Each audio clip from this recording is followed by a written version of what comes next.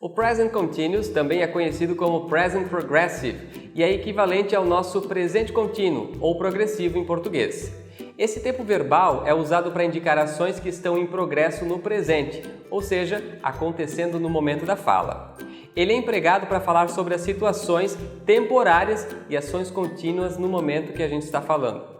Como as frases com o Present Continuous referem-se a situações que ocorrem no momento da fala, é comum observarmos a utilização de advérbios de tempo nessas frases. Alguns deles são now, at the moment e at the present. Entenda que na língua portuguesa, o Present Continuous corresponde ao nosso gerúndio e as terminações são ando, andando, levando, achando, endo, comendo, ardendo, fazendo e indo, gerindo, caindo, sorrindo. Regras do Present Continuous. O Present Continuous é composto por um verbo principal, que é o verbo que recebe o ing, e um verbo auxiliar, que é o verbo to be, conjugado de acordo com o sujeito da frase. Para entender melhor, siga o padrão de formação: sujeito mais verbo to be, mais verbo com ing, mais complemento. Affirmative form. Agora que você já sabe como fazer frases no Present Continuous, vamos ver alguns exemplos na forma afirmativa.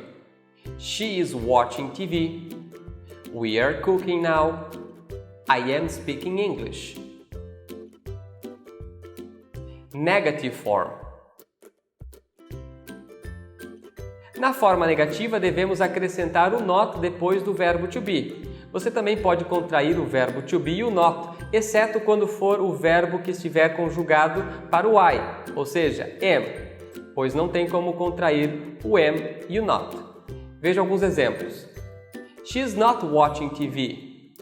Ou she isn't watching TV. We are not cooking now. Ou we aren't cooking now. I am not speaking English. Interrogative form.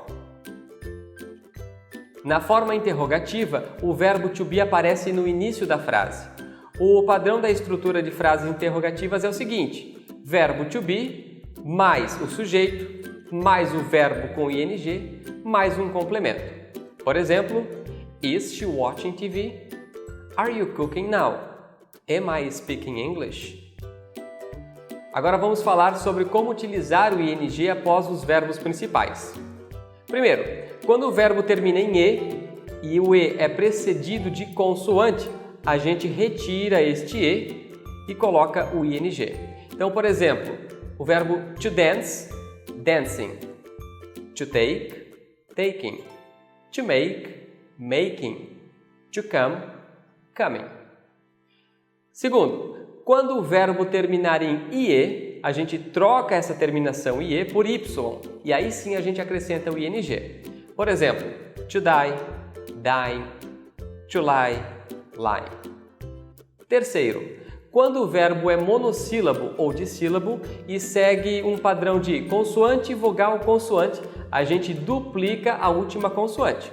Por exemplo, to swim, swimming, to travel, traveling, to cut, cutting, to run, running, to sit, sitting. Existem duas exceções a esta regra. A primeira é quando a última consoante for ou um W ou um X. Então, a gente não precisa duplicar essas consoantes.